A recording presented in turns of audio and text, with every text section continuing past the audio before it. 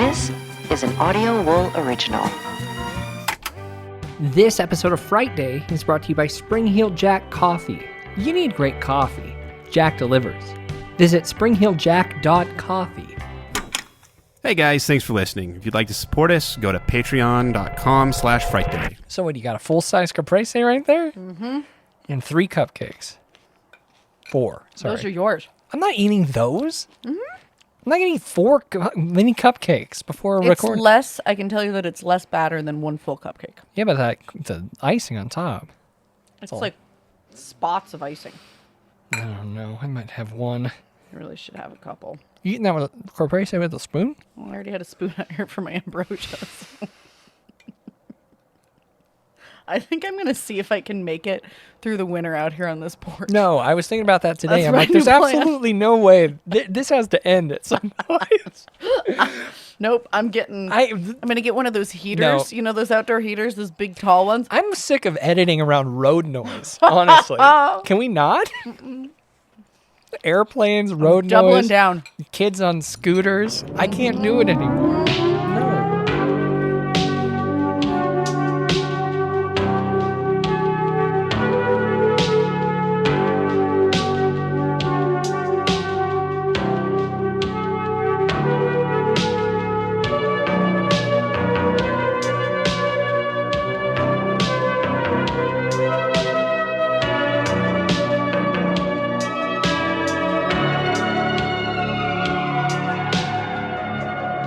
Cupcake's good.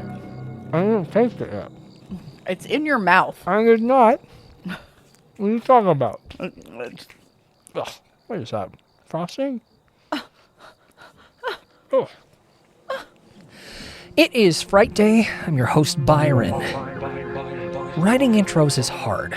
Finding balance between teasing and giving too much away, specificity and being too vague. And when seriousness of subject matter is mixed with tonal absurdity, come on, man, I'm doing my best. Tonight, we'll talk about a divisive, beautiful, yet strange and fucked up little big theatrical and streaming release, reviewing James Wan's Malignant. Is it divisive? I didn't know it was divisive. You didn't know that? Well, I mean, I guess the world is divided into smart people and stupid people, so. I'm joined tonight by Kelly. Hello! And Sam can't make it because his head's all twisted the wrong way. It is completely the wrong way. What the heck are we going to do about that? Yep. Can you guys cut me some fucking slack today? What? Why? I'm tired. Oh. I spent all this time doing the Barjona preparation. Today, I'm taking it easy. I was hoping I could lean on Kelly, but I show up here and she's worse off than I am. No, okay, because here's what's interesting. We've got a little bit of like a domino effect going. Okay, Domino's pizza effect. You We're did both this sleepy as Nathaniel heck. Barjona thing, which was unnecessary. It was fine. And Right? it's not over, technically. We got one more episode airing next week, but I mean, we're done recording it, which has been... Thank God. You didn't need to do it. It was unnecessary. It provided value, but it was an unnecessary value. Like, we would have been fine without it, okay? I have to do something. You put yourself through hell to do it. I feel fine. Okay? And now you're exhausted because of it. But see, here's what's happening over at House Sam Kelly. Uh-huh. It was Creature's birthday this weekend. Okay, at the compound. And yeah, we need to do something for her birthday. Celebrate, even in these dark times. But I spent 10 hours making her a cake. I saw that. The fondant looked great. Handmade macarons. And I made gray stuff. It's delicious. How are the macarons? They were actually really good. Like, I made solid top, chewy center? Yeah. It worked. Yeah, it worked. Oh. I made gray stuff. It's delicious because it was the Now, Beauty what and the is- Beast theme party. What's gray stuff? Okay, so you know the song "Be Our Guest." Yes.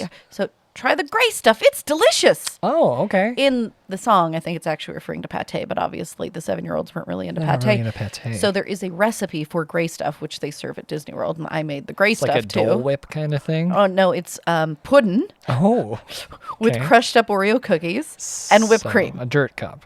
Basically, yes. Wow. And who doesn't love a dirt cup? I love a dirt cup. Who doesn't Remember love at 4Bs? I used to get a Oh, dirt cup so at 4Bs. good. So good. So I'm anyhow, 100. I spent all this time doing that. And Yeah. then Now tomorrow's her real birthday, and Oh my God. for the first year ever. Don't set the precedent of birthday week or birthday month. Well, no, we didn't. We just had her birthday last Saturday. Okay. Because we have to have a party on a Saturday, Sure. right?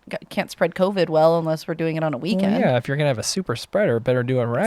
Exactly. We actually, it was very sad. We required masks and we were outdoors for her party. It was a little bit sad. Little but kid it was okay. masks. Yeah. God, it is. Listen. There's actually, you want to hear a really cool story? Pukwudgie has a hearing impaired girl in her preschool class. Okay. We ordered these clear masks so Awesome, that the so you girl could- can still read her lips. Lip read, yeah. And I was picking up Pukwudgie today from school, and the mother of this little girl is also hearing impaired, and she like walked by us in the hallway and was so Appreciative. grateful Yeah. that we had done that. And so we're going to buy a bunch more and take them in so the other kids I think can it's wear a them great too. idea. I don't know how well they... You got to put the anti-fogging shit on them. Yeah. Yeah, but it's pretty cool. That's Anyhow, awesome. Well, so I spent all horror this time. podcast. I spent all this time on this birthday, and Yeah. now tonight I made cupcakes for her like treat day at school. Uh-huh. And all of it, much like Nathaniel Barjona, was really it wasn't necessary to go to those levels. So my husband has zero sympathy for the fact that I'm exhausted and dying Wait, that doesn't sound like Sam. because he's like, you didn't have to fucking do all of this. Why didn't you just go buy some cupcakes? And I kind of feel the same way about you and Barjona. So We're both unnecessary people. very unnecessary. Well, you know, it may seem quick, Kelly, but I've already started diving into a future topic. No. You're not going to hate this one. It's our investigation into the Prince of Paranormal, Zach Baggins. Oh, right. I do like this one. yeah. Okay, good. So I brought the main text here. Oh boy. This is called "I Am Haunted: Living Life Through the Dead" by God, Zach. his stance on Baggins. that back cover. Oh, what about the stance on the front? He's welcoming those ghosts on him, almost like he's like. Give him hugs.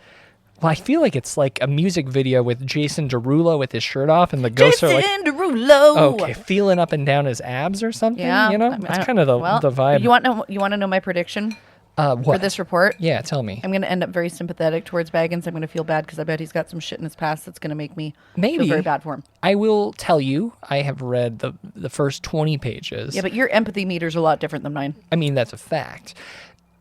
This is the hardest and easiest book I've ever read. Easy because of the limited vocabulary, but hard because it's so fucking bad, Kelly. I Really? absolutely... Didn't he have a ghostwriter? Yeah, this guy named Kelly.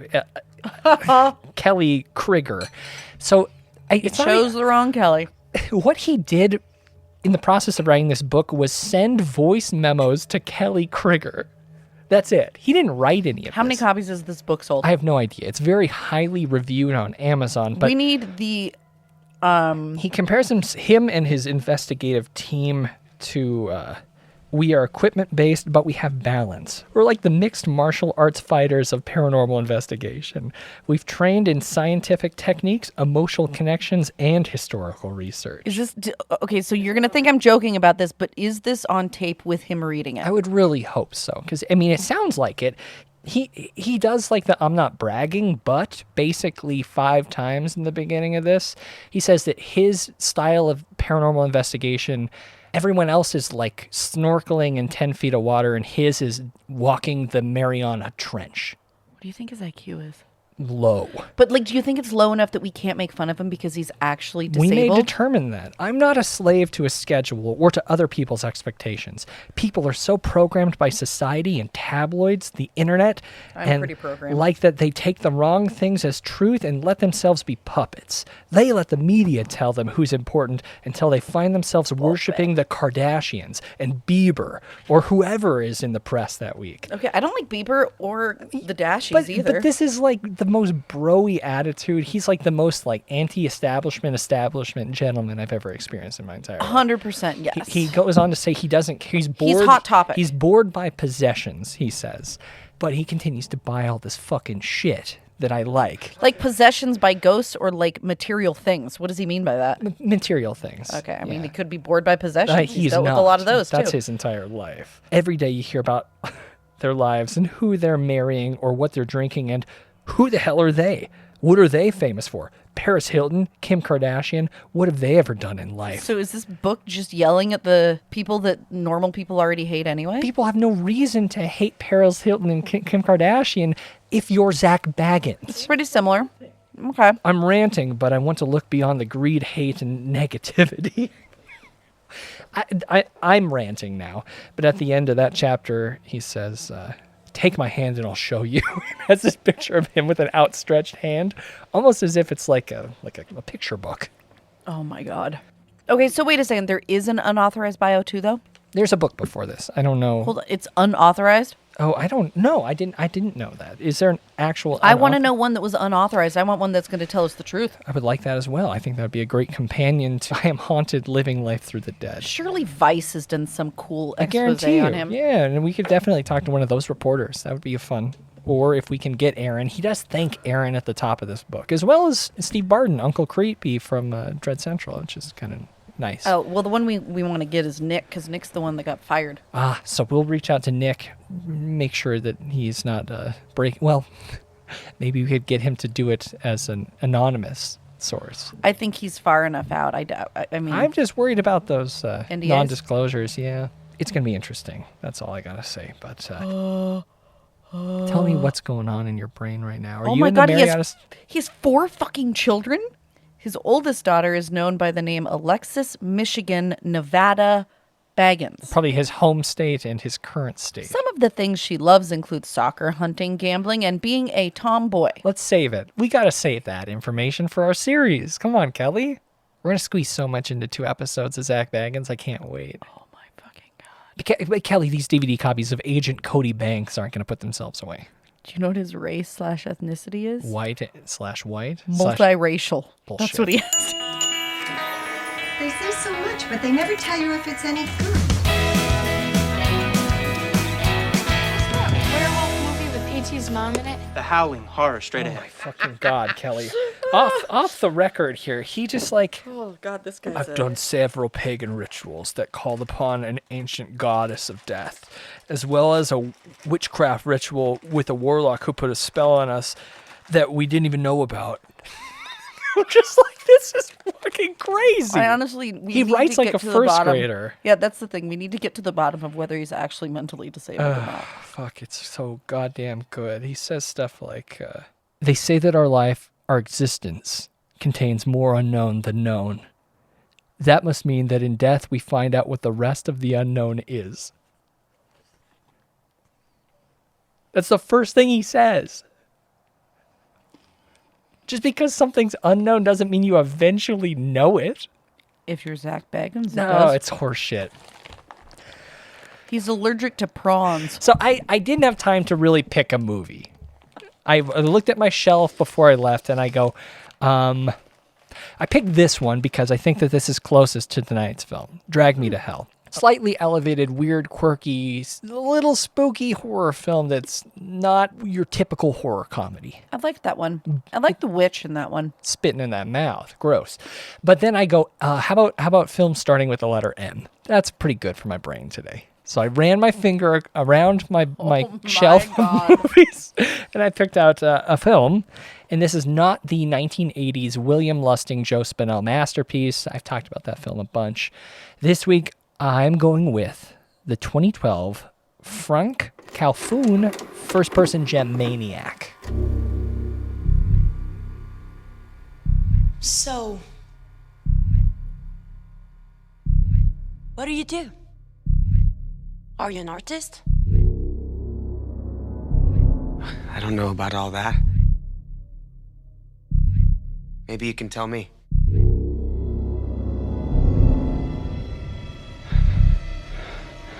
I see you too. I have a surprise for you.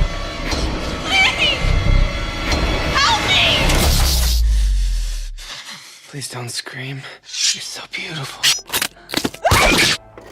Remember this one?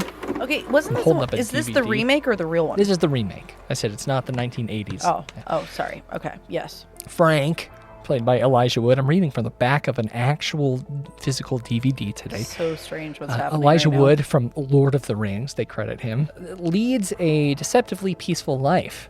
To the outside world, he's a withdrawn and somewhat eccentric owner of a mannequin store, but his quiet facade masks an inner rage that forces him to brutally kill the women who manage to get too close to him. When a young artist named Anna appears one day at Frank's shop and asks for his help with a new exhibition. Frank develops an obsession with her that threatens to completely destroy his already fragile psyche. Soon the streets become unsafe for any woman after dark as this newly awakened maniac begins to stalk and kill. And again, it's based on the classic 1980 shocker Maniac. But I love this movie. I don't know if you've seen it. It's not found footage, but it's first person. Stars Elijah Wood.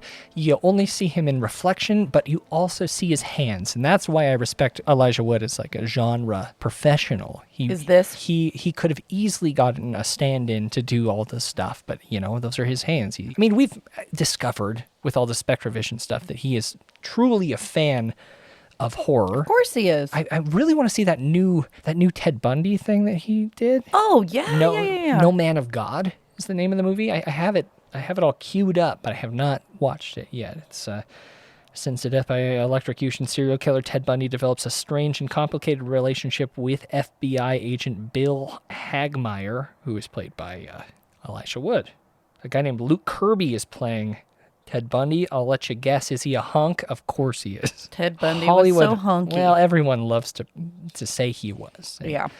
I don't know. Maniac. Great. This guy, Frank Calhoun, I didn't think that I'd seen much of his work, but turns out he did that great holiday horror film, P2. P2? You've never seen P2? What is P2? It doesn't mean I haven't seen it. Just tell me more about it. Wes Bentley plays I like him. He plays a parking lot attendant. Parking spot 2? P2, yeah, I guess technically, yeah. But Angela is working late on Christmas Eve, and when she finally leaves, turns out the parking lot attendant doesn't want her to leave. He wants her to celebrate the holidays with him. He's not. That doesn't sound like a friendly invite. Super hinged. No. Oh. So this guy Frank did that movie, as well as a bunch of stuff that I haven't seen but have been aware of. The long-delayed Amityville: The Awakening, which I believe did come out.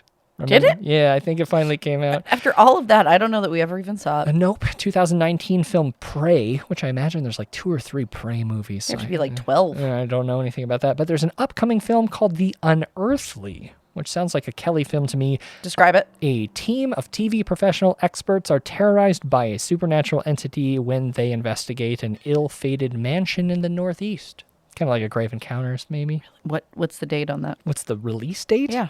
Sometime next year or late this year. I don't know much about it. But Maniac, if you haven't seen the remake, it's totally worth it. I love this movie. I believe it was written by Alexander Aja as well. I like him. He does good stuff. Really? High Tension? Yeah.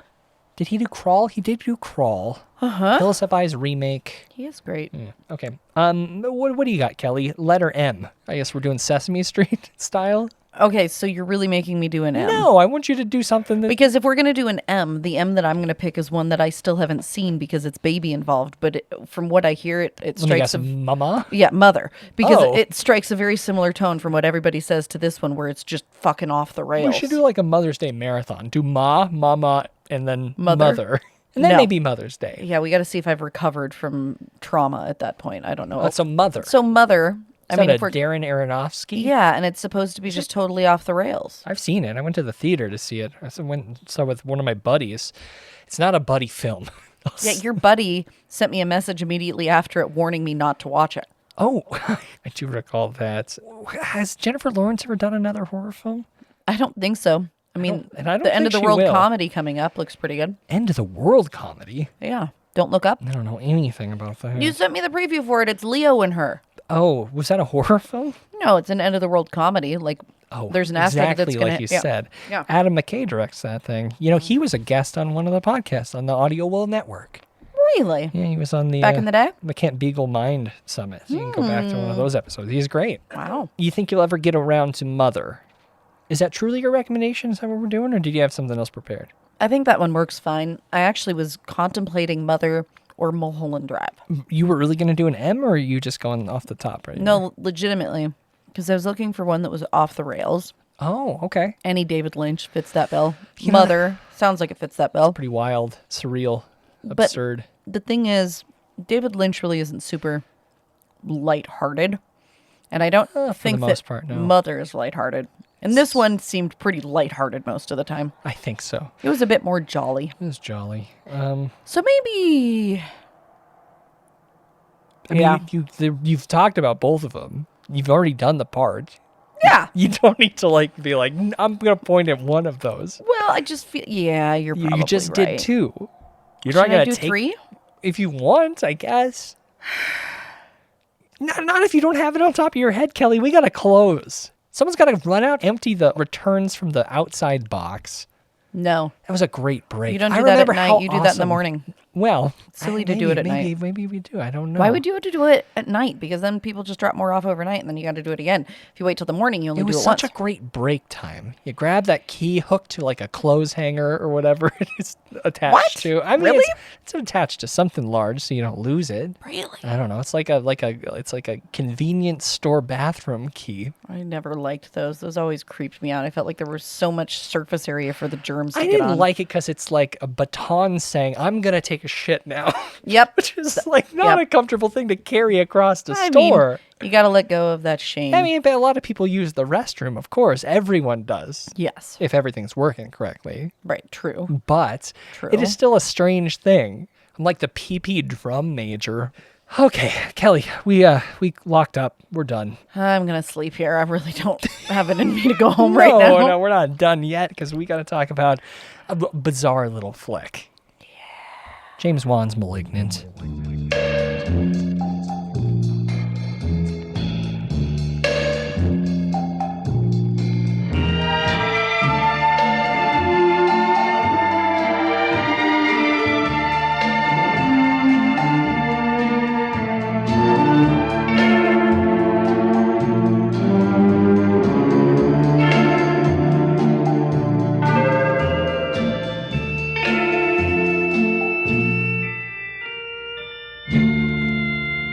We hope you're enjoying your visit here this evening. Now, on with the show.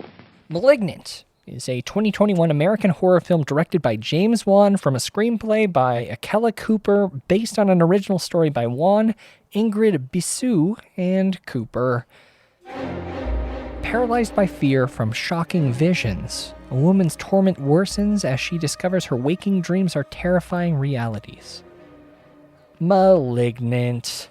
You know, just looking over Wan's, like the movies he's actually directed. I know not, he's not involved. talking about the Wanra here. But I'm just saying, like, looking over the movies he has directed. Yeah, what do you think about his career so like far? most of his movies a lot. And in fact, the fact he's doing Insidious Dark Realm, and I didn't realize that that's already in post-production. Going to be another Insidious film, of course. Well, no, I knew there was probably going to be another one. I'm excited that he's directing it, and let's do a retrospective. Maybe we should honestly talk about the whole Wanra for Behind the Screams. Write that down, Byron. Talking to myself because it's obviously my job. And you're listening to this at least 12 more times. So Yeah, you know that. Going back to Saw in 2004, there was I didn't love it, but the first one was okay. It's genius. Yeah, but Dead Silence, didn't see. Like it. Is it good? Mm-hmm. That's the one with the ventriloquist dummy, right?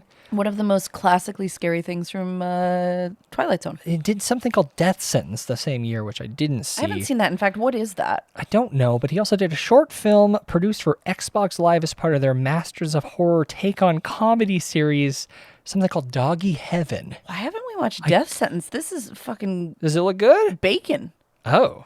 And Goodman. From 2007? Yeah. There's no way they gave him a Bacon and a Goodman to work with. They did. They gave him a Bacon and a Goodman and a Kelly Preston, which won't mean anything to you. She's dead now. He started another franchise. In 2010, Insidious kind of changed the game, edited it as well. He's a very great editor, and we're going to talk a lot about that during Saw and Logs. He goes into the details of how he was able to hide things and what he had to add in the first film to make it work. It's really interesting. Can't wait to talk about Saw 1 with you. I believe you're locked in to do the first one with me, but he also directed Insidious Chapter 2, didn't do Annabelle. Fuck, he picks the best franchises. Furious 7 came in 2015. That's an amazing franchise, Kelly. You really need to jump in. I know, I probably do. The middle, You're right. The You're middle, right. I haven't seen.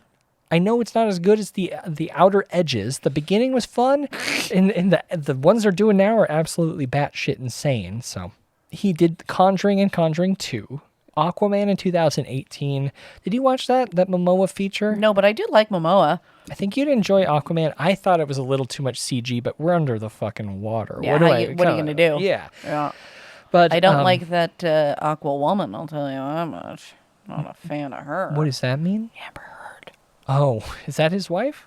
No, that's the fucking Johnny Depp. Is she literally Johnny Depp battler. Is she in that movie? Yeah. Okay, so I think it's been really interesting to watch his career. He still manages to work within genre, but also accept these huge, big budget projects, which is it's incredible that he's able to do that. Not many people inside horror are able to go that mainstream. But Yeah. I don't know. Obviously, he does very well. He has his own production company called Atomic Monster Productions that he started in 2014 with Annabelle, Conjuring 2, Lights Out, Annabelle Creation, The Nun, The Curse of La Llorona, Annabelle Comes Home, Mortal Kombat, for some reason, is distributed as part of this. But Interesting. yeah, Weird. The Conjuring, The Devil Made Me Do It, in this film, Malignant. So he has... Oh, and it's so funny. We released a trailer on Frightday.com for the upcoming Patrick Bryce film, There's Someone Inside Your House.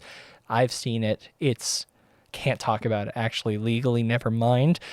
We're under embargo on that until it comes out, because it's coming out on Netflix in, I got it. I believe, a couple We don't want to weeks get anybody in trouble. October. I can't talk about it. Can't say a single thing about how good it is. But that is also part of it. Don't eat those pretzel pieces right now. Are those buffalo? What flavor you got?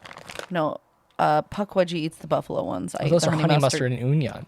Mm-hmm. It's also part of his production company, Atomic Monsters, as well as the Gary Dauberman Salem's Lot remake and the upcoming Aquaman and the Lost Kingdom, which is also directed by James Wan, coming out in 2022. What about Crooked Man? Is Crooked Man going to be under that? Crooked Man? I don't know what... been re-announced again. It is. It's in development. It is going to be part of Atomic Monster, as well as Lights Out 2 has been announced.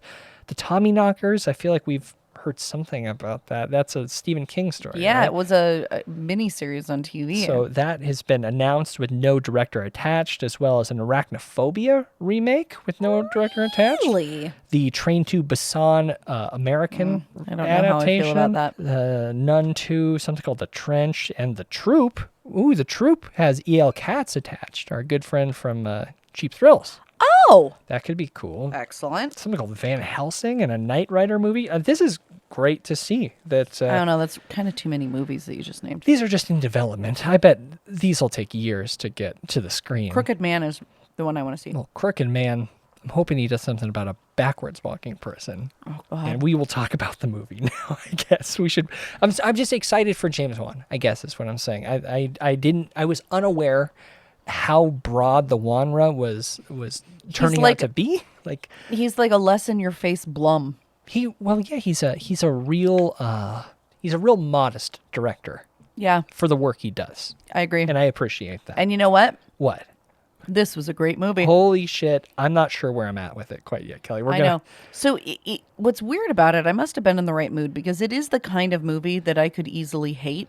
Yeah. Oh, absolutely. Because it's very strange and it changes direction so many times. I think I know what happened. I am currently an AMC Stubs Premiere member. So I decided... Oh, yeah, this is a big problem. I decided to watch it in the theater. Mm-hmm. I ordered my food ahead. It was my cheat day. I had a loaded cheese fry waiting for me when I showed up. At the theater, cool. I was like, I think this is going to be okay. There's about 7 people. I chose the back left corner so I could use my phone to take notes. I think that's pretty respectful. It is. Nobody else is respectful. No, but that was absolutely not. respectful. With it, well, God, I think I'm just a bit of a cinematic Scrooge. I can't tolerate audience interaction. Mm-hmm. I thought I could do it. I should have known better, because at concerts, I'm now a balcony boy. If there's a chair where I can still have eye line to the stage, I'm going to be sitting down. I don't like it. No more pit, huh? I'm not in the pit trying to love anyone, Kelly. Bada bang to bang. Remember Kid Rock. Yeah. This is a weird movie. Like, right off the bat, tonally it is unexpected, especially for folks who watch the trailer. They make this appear to be something that's going to be a spooky Conjuring, Annabelle, something that would fit right in the family with those Wanras. folks. In the Wanra. This is not that film. No. acting is stilted on purpose. It is bizarre. Our lead actress Yes. is frickin' Grace from Peaky Bees. So I still have never seen Peaky Blinders. Annabelle Wallace. Is that all you know her from? I mean, yes, I'm sure she's been in lots of things, but that's the thing that I care the most about. Tutors, the TV show? Don't know Oh, yeah, I'm too sure much people about love that. She was in the Tag movie, the one that almost tanked the whole... Oh, I just got a text from Brandon Christensen. What's going on here? I listened to it. It was really well done. Was sad when you didn't go into the third act at all. Oh, fuck Fuck off. off, Brandon. I don't want to spoil your damn movie. Son of a gun. Whiny bitch. Come on, he's a great guy. Fucking whiny bitch. Be nice to Brandon, please. She was in the Tag movie, the one where Jeremy Renner broke his arm and almost had to pull out of the and push back production of the Avengers movies. Broke his fucking arm in Tag, the comedy film about a bunch of adult men playing tag. And she was also in the new Mummy that a lot of people didn't like, and I thought Did was you much watch better. that? Yeah, I actually liked it. Yeah. I remember you talking about that. But this film, oh, man, Was amazingly entertaining. yeah, You don't go in expecting to have the shit scared out of you. absolutely not. Don't go in expecting to have like this amazing, groundbreaking cinematic experience. Yeah. Just go in and have a blast. Get This- some popcorn Okay. and some soda pop, and you just enjoy yourself. Well, we're gonna have to talk a bit about it. Buckle up. What drove? Oh, and we didn't get to what happened in the theater. So the audience was snickering throughout, laughing at absolutely every line, and I don't blame them because this is a very funny movie. But some lines were funnier than others, and some didn't deserve the laughs that these kids were given. It was like an every line thing where like every other person would repeat every other thing that someone said, or like go. Pfft. Like they have to have a reaction to everything that was said. And it was disappointing. So you know what I did, Kelly? I finished up my fries and I went home after 18 minutes of this movie.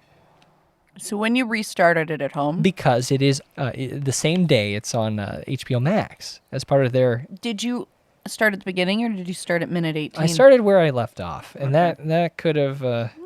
Yeah. I don't know what that could have done to my experience here. But first word of this film started in July of 2019, where James Wan announced that he would direct a film at New Line Cinemas from a screenplay by Calla Cooper and J.T. Petty, which I don't know anything about that. It was supposed to be based on an original story that he wrote alongside Ingrid Bisou, who I did a little bit of research on. She is an actress who had a role in... Her first role was in the Blood Rain movie, which I believe is it's a Yui Bull film. Ooh. But That's she too bad. she had a role in The Nun. She was Sister Owana, Okay. and she's actually James Wan's wife. They got married in November of 2019, so they came up with a story together. Oh, that's kind of sweet. It is kind of sweet, but this You sure they aren't divorced yet? they are still currently. Okay, good. Yep. It was kind of confusing when they announced the film because James Wan has a graphic novel called Malignant Man. And he said that it's not Malignant Man, it's Malignant. Really? But this is confusing because I don't know if that's deceptive marketing because the plot of Malignant Man is...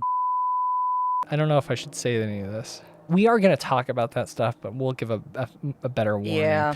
It's confusing because the synopsis of Malignant Man is kind of similar to the plot of today's film. Slightly. You know what made this film really hard for me to enjoy at first? Is the severity of what happens at the beginning. Our lead character comes home from working and her husband is on the bed watching MMA. She's visibly pregnant. Yeah. Late portions of her pregnancy. Also, apparently, is a nurse. Yeah. Also, her husband is doing nothing. Seems to be watching mixed Seemed martial like arts. a husband character that like Brandon would write or something. Okay. Come on, you got to be nicer to Brandon for me right now.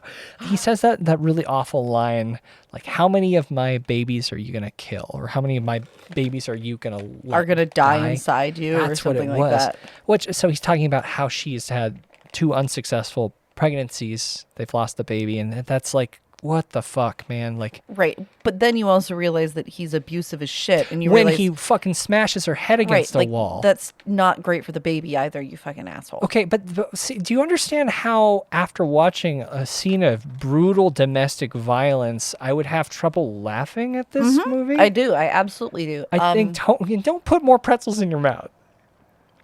Please don't. Well, now they're in there, so they're gonna have to go down at some or out. I don't know. I see you've chosen the former. Down. Yeah. So here's the deal. You fucking broke me. Okay. So anything that isn't about children being raped and murdered it's fair game. feels like something I can laugh at. This is a great time. But you're right.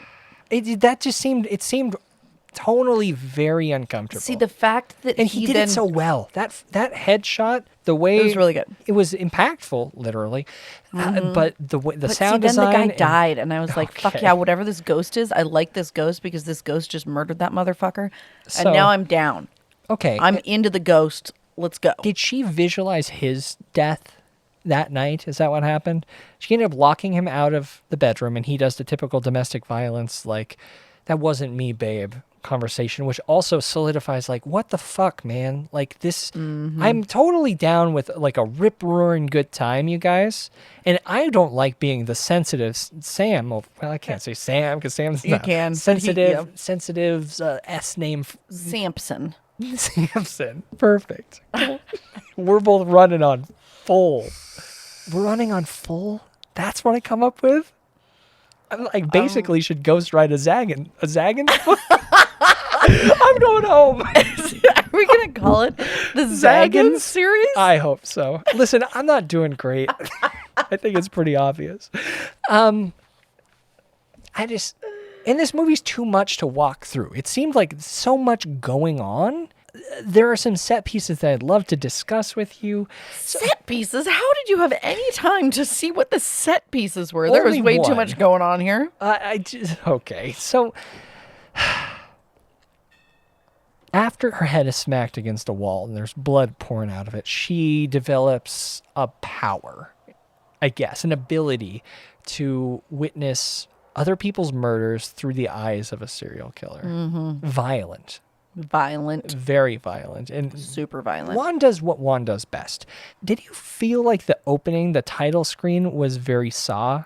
I didn't register with me as that, but I've recently watched a lot of the Saw stuff. Yeah, so I haven't. I don't know. I just think he does violence really well, which is unfortunate because a lot of the Wanra films are PG-13, and I think that this is a great excuse for him to really just like drop the gloves, bare knuckle this film here. Yeah, I guess. That didn't stand out to you? The violence, the gore?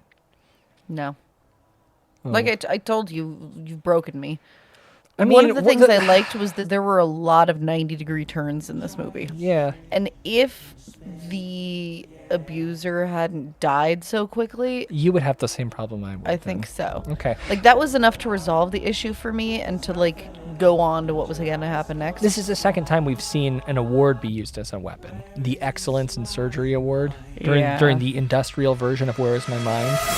Where is my I really like the industrial It was version pretty of good. Where's My Mind. I thought it was good. He gets stabbed in the fucking face like 4 times, brutally, to the point where like just his exposed jawbone is jutting out. It was fun. Wan does a great job with gore. That didn't stand out to you? It was hilarious. It was hilarious. It was definitely...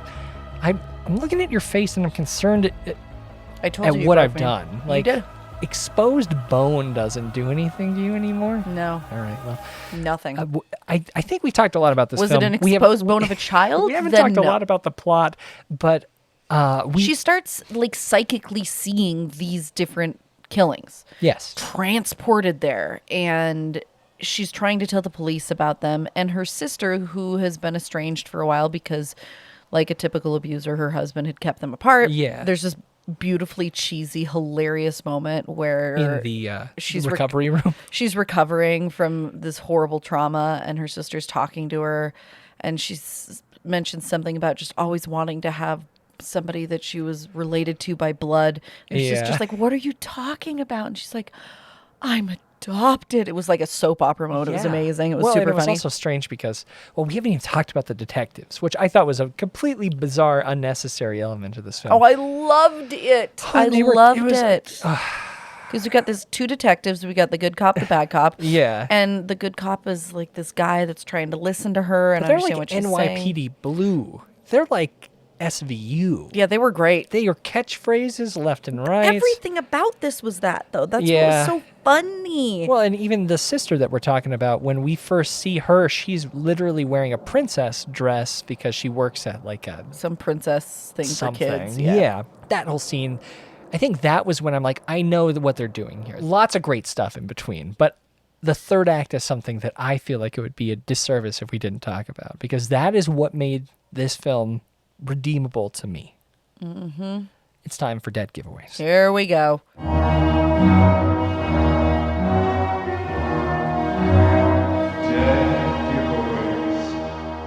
This is the point in the show where we spoil parts of a movie. And I gotta tell you, this will, if you listen to our voices here, it's gonna ruin this thing for you. Yeah. I and don't think please, like, really go It's watch worth it. watching. It is absolutely. I know that I haven't been the biggest advocate for this film so far because It's I'm so fun. I'm And if acting like Sam a were bit here, of a Brandon Christensen right now. yeah, if I'm no being joke. honest. And if Sam were here, he would tell you to definitely watch this. Sam, Of course. Did yeah. Sam end up watching it? Not yet. I We're think going it's a to. Sam film. It's absolutely a Sam film. Here we go. Jail cell. How do we fast forward through this right now? So our lead, Madison, ends up in jail because she's told the police so many details about these deaths that they assume she must be the one who's committing them. Yeah, typical, like, elevated, goofy, like, Right. And she's like overacted horror screaming, film. "Oh, I'm not supposed to be here. I didn't do anything wrong." Uh-huh. Yep. And she's in this very cinematically cliche jail cell. Oh, yeah. Or holding full of room, toughs. kind of. Toughs of all types. Super toughs. We get some Sleeveless mullets. people. Yeah, it was amazing. Street people. And they started to go after her. Yeah, they're roughing her up a bit. And then we realized that there is some type of power lurking in Madison. And holy shit, does it explode. Yes, it does, out of the back of her head. Yep.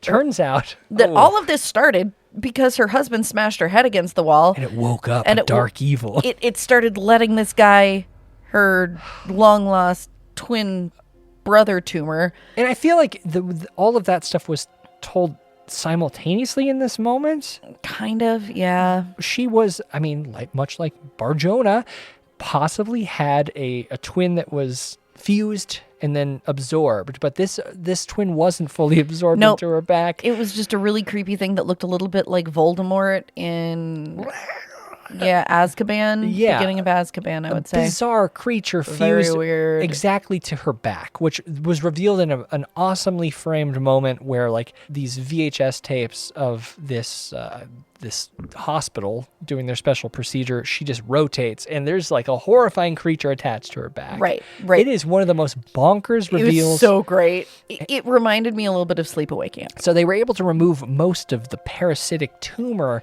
but unfortunately, since the brains were fused together, they couldn't remove all of it. It was So they just covered up. shoved it in her head and stitched it together, and ever since then she's been hearing voices.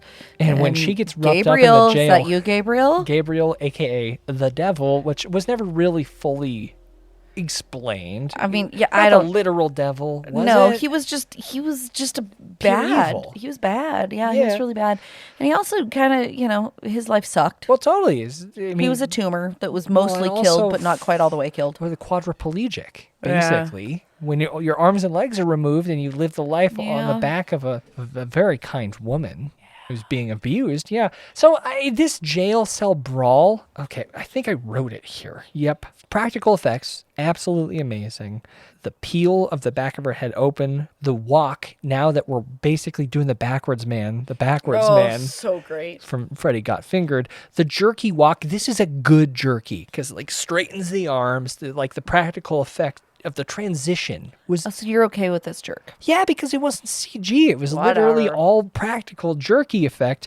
Immediately, one of the most unique neck rips I've ever seen. It kind of called back to the opening of the original Dawn of the Dead, one of the early bites that happens to someone is on the neck, but on this meaty part of the neck here. Totally underrated. Gabriel just grabbed, and I'm talking about like between the shoulder and the upper neck here, just grabs it and rips it out. Which was pretty beautiful.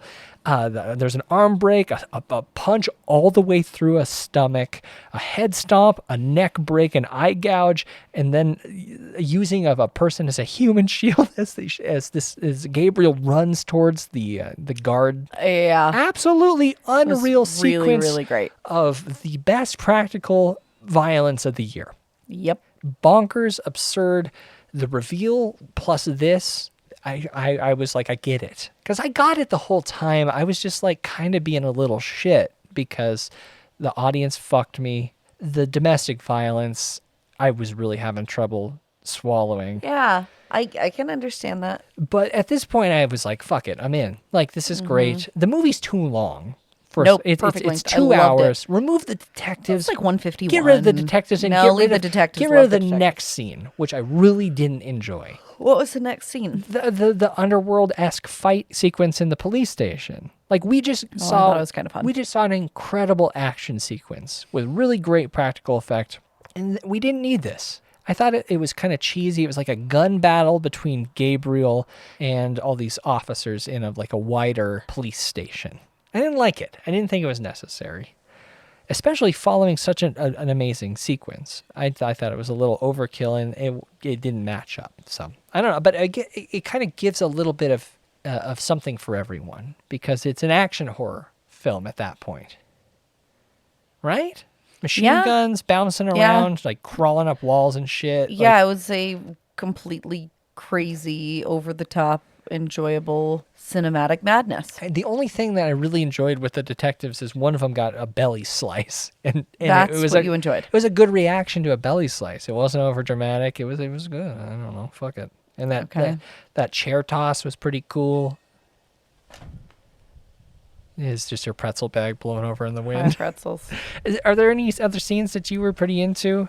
We didn't talk about a crime scene investigator who's in love with one of the detectives, that side plot. Yeah, which was funny because it just reminds you of like a CSI it was like type character. Yeah, the character that someone compared you to. Oh, the crazy lady. Like the glasses person on on one of those Criminal Minds or something. One of those. Yeah. That character was, I guess, just adorbs. solidified my thoughts about the detectives being like straight out of a TV cop procedural. They were. But she shows up and calls 911 and is like, why am I calling 911? Because she is in the police station. And I thought that was kind of fun. But she was great. They do the typical, you're headed for the mother. Yeah. Which, I don't know. We don't really need to talk too much about that showdown. We've seen that scene a million times in horror movies where the final showdown is they're headed to the hospital. Right. And the last line of defense is always one single security guard who gets fucked up immediately. Yeah. Is there anything else about I got really passionate all of a sudden? I know. I'm excited because it was a hard one to get here to. For me, there was so much going on that I thought was just kind of it was melodrama. I think it really matched where my brain is at right now, which is just feeling perpetually overwhelmed all the time because there's too much going on. Well, thank goodness. And I haven't even seen a shadow of the bottom of my to-do list in Isn't 6 it weeks. Bad. I'm in and the same it's just place. this perpetual anxiety, and there's always this thing I need to do, and then I have to turn this way, and oh my gosh, there's something totally different. Yeah. So this movie really mimicked the way my brain is trying to navigate the universe right now, and I think maybe that's why I just embraced it and ran with it. And this movie has solidified my buy-in to Wan. Yeah. I'm now probably on board with anything he does. I think he's a great guy. Yeah. I really need him to probably go ahead and cast Annabelle Wallis again because I really like her. I mean, she's been in some cool stuff, but she could be in a lot more. And so I am hoping that will happen courtesy of Wan. This movie was not a movie that I would have predicted myself to like.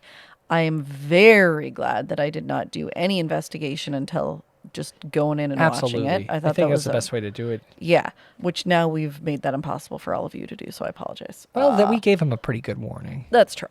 Absolutely super fun movie. It's what I needed to really drain the pus out of my wounds from Byron's Nathaniel Bar-Jonah-ness. The supposed to be month that ended up being like closer to 2. A year? Yeah, it felt like a...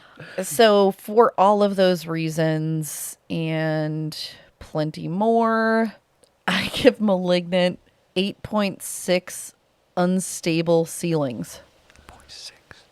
Yeah. Are you sure? I'm 100% sure. Wow. I fucking love this movie. So I... Hold on. What you got? Oh, you're having a big old bite of those. Wow, go for it.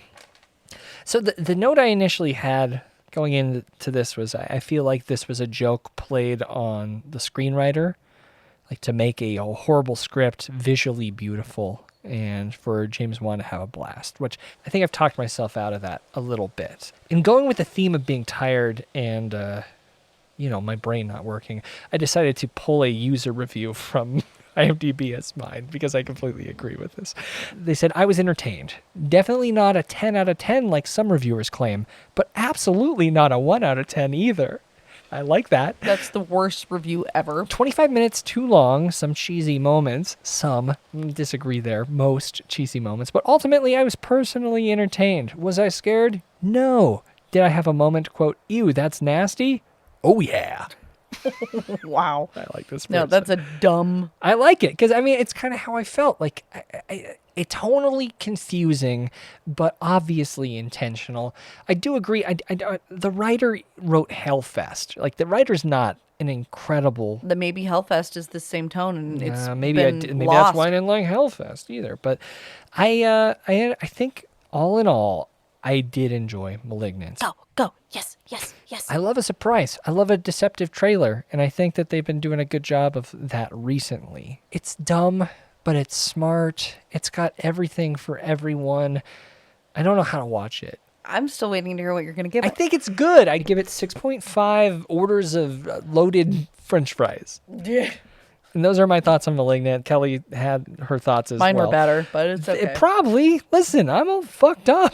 It's okay, because that literally, I put every last thing I had into that. You look relieved. I'm gone. Do you know how much I slept last night? Not much. You're just mostly About fueled by 3.5 Caprese. hours. And I'm trying not to drink coffee because I think it might be what's giving me the impression that I have bladder cancer. So I'm trying. Wow. All right. Well, those are our thoughts on Malignant. We want to know yours. So reach out to us on social media at Frightday on Twitter and Instagram. You can leave a comment below the show notes of this episode at frightday.com or send us an email, contact@frightday.com. Let's have, you guys have been talking about it in the Facebook group, facebook.com/group/Frightday, as well as the Discord. I just want to talk about it more. It's such a unique film by a guy who's known for not doing this kind of stuff. So I think it is really interesting. I want to know what you think. If you like our show and want to help us make it even better, grab something spooky at shop.frightday.com. During this entire Bar-Jonah series, which is wrapping up here in a minute, I haven't talked about my Sons of Sam long sleeve t-shirt, which I really enjoy. It's like a good one. And it's a good long sleeve t-shirt season. It is long shirt t-shirt season, so maybe that's good. I've been jogging in it every day. It's great. It's got a big old mug shot of the Son of Sam on the front, but it also has on the sleeve 4 other dramatically different mug shots that were given out during the Sons of Sam murders. As well as a map of all of the deaths on the other sleeve. If for folks who have seen the Netflix documentary series Sons of Sam, implying that there was more than one, it's a really interesting theory. It's a great documentary series. Do you buy the theory? I'm not sure where I stand quite yet. Much like every documentary series put out by Netflix, they hook you, and then you're like, wait a second, we've gone one step too far. I don't buy this so much anymore. Yeah. But check that out. Lots of other stuff in the Serial Corner store as well as the Frightday store. Support the show and wear clothes at the same time. They're essential. Clothes are pretty, especially coming into the winter months. Yeah, you don't want to freeze to death. And we may be fueled by Spring Hill Jack Coffee, some members of the Frightday Society who keep us... You guys, listen, I'm not coming up with anything good today. I'm sorry. When you join the Frightday Society at patreon.com/Frightday or cult.frightday.com, what's that? What? Oh, you get another episode of Behind the Screams. The show behind the show. Yeah. I imagine we're going to be talking about the Wanra And wasn't there a serial killer that did the something? Howard Stern serial killer Yeah. should be up now. Or I'm refraining from reading anything about it so you can surprise me, Byron. Great. You get a new episode of that every week. There's also bonus episodes of Captain Kelly's Cryptids and Conspiracies, Byron's Serial Corner, The Writer's Room, Toast to Toast, PM with Wine Kelly, and Cinema Autopsy. Also, for those wondering, the first 10 episodes are there. Maybe avoid those. Members they're fine. Early access to new products as well as exclusive items for members only, and you get 15% off everything at shop.frightday.com. I'd like to welcome a new member to the Frightday Society, Hannah G. Welcome, Hannah. Initiation time. Banana, fana, fofana. All right, no one likes that if they're named Hannah. Really? I don't think people like funny, goofy limericks about their... Okay, that was way better than mine. Mine ended up with smelly in it. Kelly. Yeah. Kelly, Bobelli, banana, fana, fofelli, fee, fi, fo, smelly. Ugh. Yeah. I need you to do some research on the history of ambrosia salad. Yeah, I would like to know the history of ambrosia. Because it's such a bizarre... What's its ethnic origin? Please. I mean, it has marshmallows, so it's probably American, but It does appear to be a 1950s dessert. Yeah, maybe it's just a Cold War thing. Let's welcome a new person to the Inner Circle. And they paid for the whole dang year. Brandon S. Welcome. Wow, Brandon. Does the S stand for stellar? It might stand for stellar. Super. Great guy. Splendid. Samson. This is like literally. This is torture. Because I can tell we're on the same page. We're miserable. We're so bad right now. Brandon, I need you to go back and watch every Jerry Lewis movie ever made. No, Brandon, don't do tell that. Me which one Can't be you doing think that. is the best. Brandon, what are the best October traditions? That's 10 of fine. them Brandon, that have nothing to do with pumpkin spice. And if they have something to do with pumpkin spice, I don't care that you paid us ahead of time. We're kicking you out. I like pumpkin spice. I think it's fuck fine. you, you're kicked out too. No, I don't want to be kicked out. Brandon, do a seance in... No, don't do that. I don't know. Thank you. dangerous. You're very... we really do appreciate that's Brandon, I'm really sorry. all. That we couldn't come up with a good initiation for him. I thought mine was way better. It was the one that didn't make All it to tape. traditions. Does anybody else see those like Pinterest checklists for like each season? Things I'm going to do this season. I'm going to go on a hayride. You guys are I'm great. going to go to a pumpkin patch. Like these are all things that I always do. Next week we're going to be better. Next week... I don't make any such promises. I don't see a light at the end of the No, tunnel but I right now. do, because thanks to the Frightday Society folks, I'm being paid now. Which is I get to spend 2 dedicated days to this and add them to the 3 other dedicated days I have to this project. So this is going to be great, but I get paid because of you folks, and it really does mean a lot to me. It So does mean a lot to him so and much. to me. Mostly to me. Because now we're going to get a wine sponsor. Yeah, until then, though, Kelly, where are you going to be? I'm going to be on Twitter at Kelly Frightday. You can email me, kelly@frightday.com. Surely we've got some stories coming up that we need for True Tales of Terror, so please send me some goodness. We have to do a True Tales of Terror while you're on the coast. It's tradition, So, so please, any stories would be great, but especially anybody that has any seafaring stories. no, I'm going with truly terrifying, factually frightening Yeah. tales of terror. If they involve water, that's cool too. That would be great. But get them in, because this is going to be this is a big one. We're coming up quick to episode 300 too, which don't know what we're doing for that. Didn't but people say we were going to review 300? Well, I said if we got 300 likes on the post requesting we covered the Gerard Butler film 300, we could do Dawn of the Dead, same director. It doesn't count. It's close enough. No, it has nothing to do with the number 300. I know, but there's literally not that many things to do with the number 300. So I don't know. I'm at Byron McKoy on Twitter and Instagram. Byron@Frightday.com is my email address. I always say it so fast, and that's probably why no one ever talks to me. I talk to you. No one ever sends me emails. I send you emails. Some people tag me. Michael Masters sent us an email. All right, well, we're going to be maybe talking to Michael Masters pretty soon. Pretty good. Very exciting stuff. But until next Friday, I'm Byron. I'm Kelly. Careful of your noggin. And stay scared.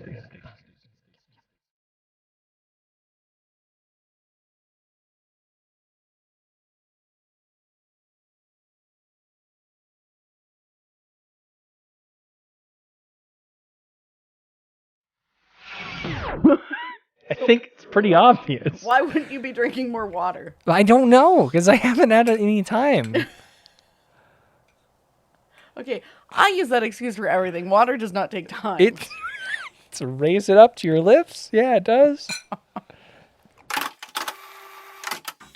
You've been listening to an Audio Wool original, produced by Byron McKoy, theme music provided by Cemeteries. For more programs like this, visit audiowool.co.